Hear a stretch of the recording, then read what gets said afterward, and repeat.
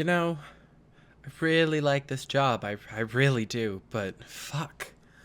What's up with these stories? I thought I was going to be reading children's books. Not that these are bad, but a little bit much, I guess. Anyways, where is where is that story? Okay. Mm, Almost there. There we are. Take one of the 12 brothers, read by Lori. Take 4 of the 12. Fucking. Oh, fuck. Take 14 of the 12 brothers, read by Lori Adams. Once upon a time, a king and a queen lived together peacefully and had 12 children, all boys. One day the king said to his wife, "When you give birth to our 13th child, and it's a girl, the 12 boys shall die, so she may have all the wealth and the kingdom for herself." He even had 12 coffins made and filled with wood shavings. Each was fitted with a death pillow, and all the coffins were locked in a room. The king gave the key to the queen and ordered her never to say one word about this to anyone. She then sat and lamented it the entire day. Her youngest son, Benjamin, whose name she had taken from the Bible, was always with her, and he asked, "Dear mother, why are you so sad?"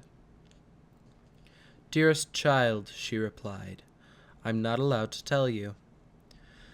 But he gave her no peace until she opened the room and showed him the 12 coffins already filled with wood shavings. She then said, "My dearest Benjamin, your father had these coffins made for you and your 11 brothers. If I give birth to a girl, all of you shall be killed and buried in them." As she was telling this, she wept, and her son consoled her by saying, "Don't weep, dear mother.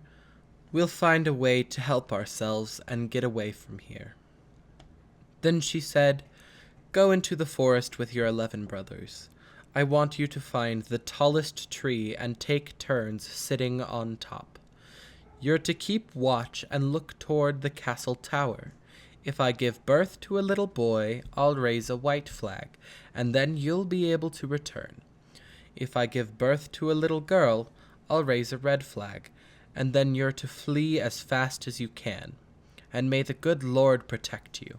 I'll get up every night and pray that you're able to warm yourselves by a fire in the winter, and that you don't suffer from the heat during the summer."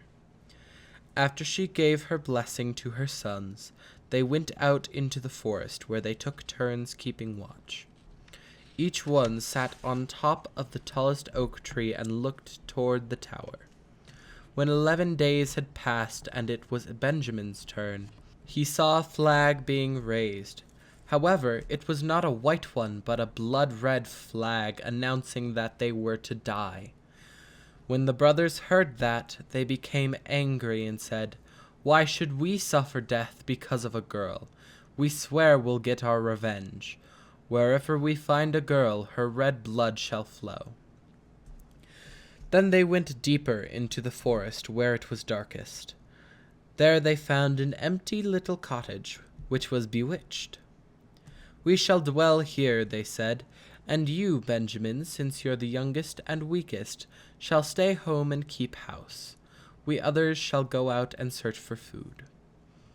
So they went off into the forest and shot hares, wild deer, birds, little pigeons, and whatever was fit to eat. They brought this to Benjamin, who had to prepare it nicely for them so they could still their hunger. They lived together for 10 years in this little cottage, and the time passed quickly for them. Meanwhile, the daughter that their mother, the queen, had brought into the world had grown to be a little girl. She had a kind heart and beautiful features, and a gold star on her forehead. One time, when there was a great deal of washing to do, she saw 12 boys' shirts among these things to be washed, and asked her mother, "Whose shirts are these?" They're much too small for father." Her mother answered her with a heavy heart, "Dear child, they belong to your 12 brothers." "Where are my 12 brothers?" the girl asked. "I've never heard of them until now." "Only God knows where they are," she answered. "They're wandering around somewhere in the world." She took the girl, opened the room, and showed her the 12 coffins with the wood shavings and the death pillows. "These coffins were destined for your brothers," she said, "but the boys departed secretly before you were born." And then she told her everything that had happened. "Dear mother," the girl said, "don't weep. I'm going to look for my brothers." So she took the 12 shirts and went straight into the great forest. She walked the whole day, and by evening she came to the bewitched cottage. When she entered, she found a young boy who asked, "Where have you come from, and where are you going?" He was astonished by her beauty, her royal garments, and the star on her forehead. "I'm a princess," she responded, "and I'm looking for my 12 brothers. I'm prepared to continue walking as far as the sky is blue until I find them." She showed him the 12 shirts, and Benjamin realized she was his sister. "I'm Benjamin," he said, "your youngest brother." She began to cry for joy, and they kissed and lovingly hugged each other. But then he said, "Dear sister, there's still a problem. We agreed that any maiden who came our way would have to die, for we had to leave our kingdom on account of a girl." "I'll gladly die," she said, "if I can save my 12 brothers by doing this." "No," he responded, "you shall not die. Sit down under this tub and wait until our 11 brothers come back. Then I'll settle everything with them." She did as he said, and when it was night, the others came back from the hunt and found their meal ready. After they sat down at the table and began eating, they asked, "What's new?" "You don't know?" Benjamin said. "No," they replied. "You're in the forest the whole day," he continued, "while I stay at home. Yet I still know more than you." "Then tell us," they cried out. "Only if you promise that the first girl we shall meet shall not be killed," he said. "Yes," they all exclaimed. "Now tell us." "Our sister is here," he said, and he lifted up the tub, and the princess came crawling out in her royal garments.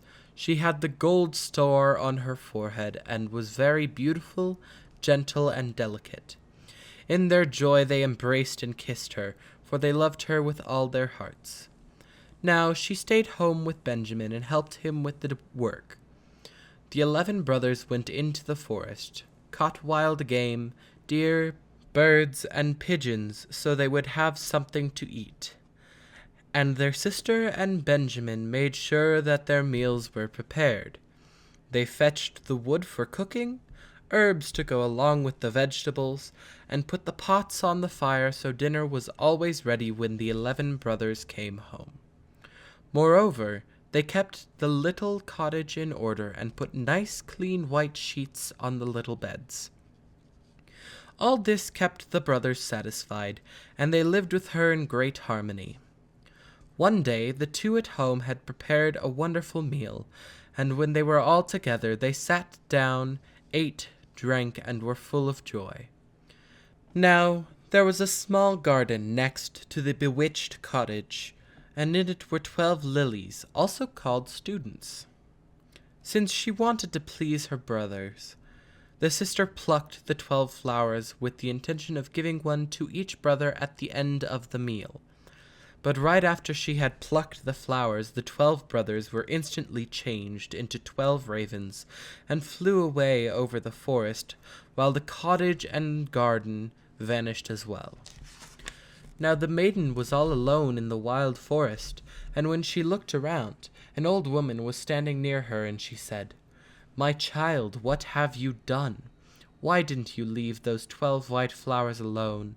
They were your brothers, and you've changed them into ravens forever."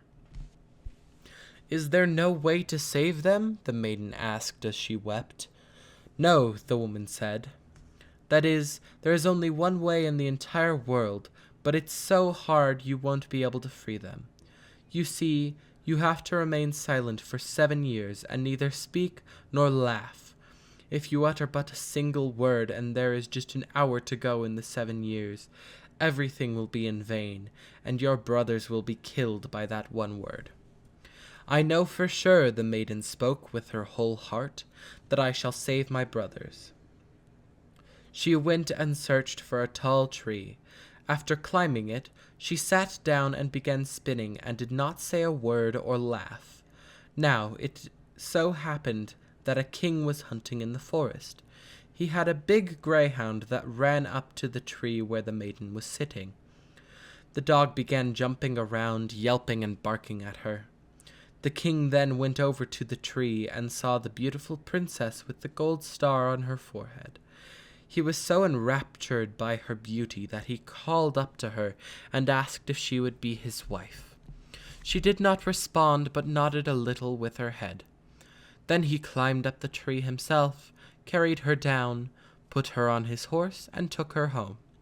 The wedding was celebrated with great splendor and joy, but the bride did not speak or laugh.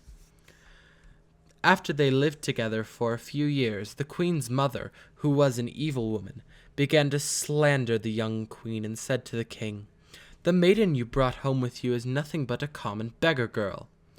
Who knows what godless mischief she's been secretly plotting? If she's mute and can't talk, she could at least laugh every now and then.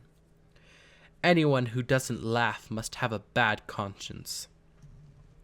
At first the king did not want to believe this, but the old woman kept at it so long and accused the maiden of so many wicked things that the king finally let himself be convinced and sentenced her to death.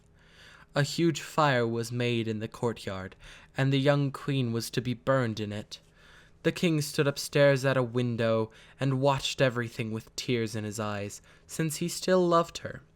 When she was already bound to the stake and the fire was licking her clothes with its red tongues, the last second of the 7 years expired. Suddenly a whirring noise could be heard in the air, and 12 ravens came flying down toward the yard and swooped down. Then, just as they touched the ground, they turned into her 12 brothers whom she had saved. They tore apart the fire, put out the flames, freed their dear sister, and hugged and kissed her. Now that she was allowed to open her mouth and talk, she told the king why she had been silent and had never laughed. The king was glad to hear she was innocent, and they all lived together in harmony until their death. The evil mother was brought before the court and put into a barrel that was filled with boiling oil and poisonous snakes. Indeed, she died a horrible death. These stories are weird. They make me feel weird, and I don't like it. Like, sense of impending doom, sort of weird. Is that normal? I don't think that's exactly normal, I guess. Since I'm gonna have to cut this all out to send off later, I think I'll just start using the aftermath of the recordings to just talk. Just to log and explain what's been happening. Like last night, I could have fucking sworn I heard the book moving on its own. Like, I don't know. It could have been hallucinations. I don't even sleep in the same fucking room that I record in.